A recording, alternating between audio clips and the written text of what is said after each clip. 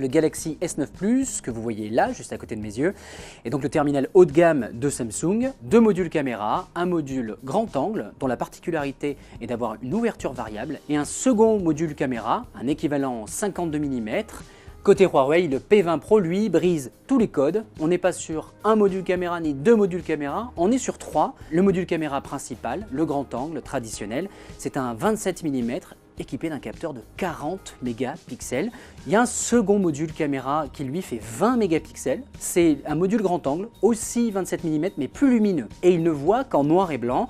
C'est ce deuxième module qui va soutenir le premier module. Ce que Huawei ne nous avait jamais fait, c'était un troisième module caméra téléobjectif. Accrochez-vous, un équivalent 81 mm. La première manche concerne l'ergonomie matérielle, c'est-à-dire le plaisir de la prise en main du terminal. Et là, le gagnant est clair, c'est Huawei, tout simplement parce que Samsung a fait quelques erreurs. D'abord, on aime ou on n'aime pas les bords légèrement incurvés, le problème c'est que la prise en main en pâtit en général. Et les ingénieurs de Samsung ont trouvé malin de laisser en dessous du pouce les boutons à la fois de volume et de ce satané Bixby qui se déclenche à tort et à travers, alors que quand on a le Huawei P20 Pro, toutes les commandes sont placées sur la partie supérieure de l'appareil, et oui, comme un vrai appareil photo. La seconde manche concerne l'ergonomie logicielle, c'est-à-dire l'application par défaut livrée avec les terminaux.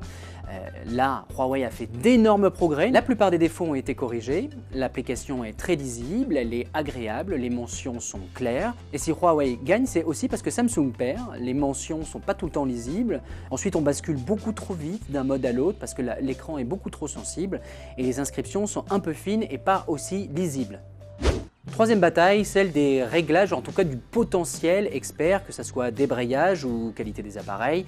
Là, difficile de dégager un gagnant tant les approches sont différentes. Chez Samsung, ce qu'on apprécie, c'est l'ouverture variable qui va permettre de récolter beaucoup de lumière à f1.5 quand les photons se font rares, sans trop sacrifier la qualité d'image en diaphant à f2.4 quand le soleil est là.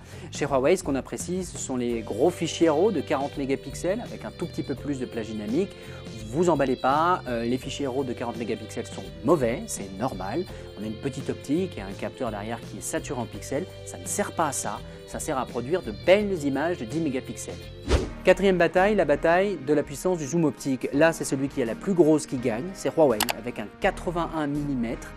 81 mm, c'est une focale à portrait, donc les portraits sont encore plus saisissants.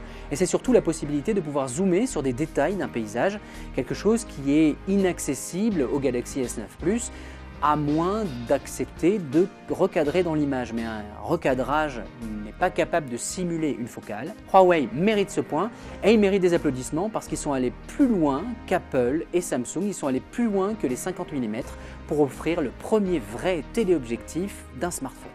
Nouvelle manche, la manche de l'autofocus, ça sera la manche la plus courte. Samsung a gagné. Samsung est tout simplement imbattable dans le domaine de la vitesse de mise au point. Si Huawei a beaucoup progressé, il en reste une petite marge de progression avant de rejoindre le top 3, mais Samsung est intouchable. Le point va à Samsung. Félicitations aux ingénieurs coréens. Parlons qualité d'image. Et commençons par la qualité d'image du module principal grand angle. Ici, il n'y a pas de vainqueur clair, tout simplement parce que les comportements des smartphones varient énormément selon les scènes, selon la distance au sujet. Ce qu'on va retenir, c'est que les couleurs du Samsung sont à la fois justes, régulières selon les scènes, avec une bonne plage dynamique. On regrette un peu de manque de piqué du fait de l'ouverture variable sans doute, notamment sur les bords de l'image, mais globalement la partition est très bonne tout le temps chez Samsung. Chez Huawei, elle est un peu plus variable, des fois elle est carrément excellente avec un piqué d'image incroyable, mais il arrive que parfois Huawei s'en mêle un petit peu les pinceaux, et notamment au niveau des couleurs, un peu moins de stabilité selon les scènes. Qualité d'image maintenant du module téléobjectif. Ici, je ne vais pas dire qu'il n'y a pas photo, mais Samsung a le leadership pour une raison, c'est qu'on n'a pas vraiment l'impression de basculer d'un module à l'autre en termes de qualité d'image, on ne fait pas la différence. Les deux capteurs doivent être relativement similaires, dans tous les cas ils font 12 mégapixels et la qualité est très stable. Côté Huawei, on sent un peu un manque de piqué parfois sur ce module téléobjectif, parfois il a un tout petit peu plus de mal à faire le point. Bref, c'est moins stable, c'est moins équivalent, on est moins sûr de ce qu'on va avoir avec ça. D'autant plus que 81 mm, c'est un peu plus dur à gérer qu'un 50 qui voit plus large. Le point revient à Samsung qui est une fois de plus stable et plus solide. Le dernier duel concerne les basses lumières. Et là, celui qui s'en sort le mieux, eh bien, c'est le Huawei.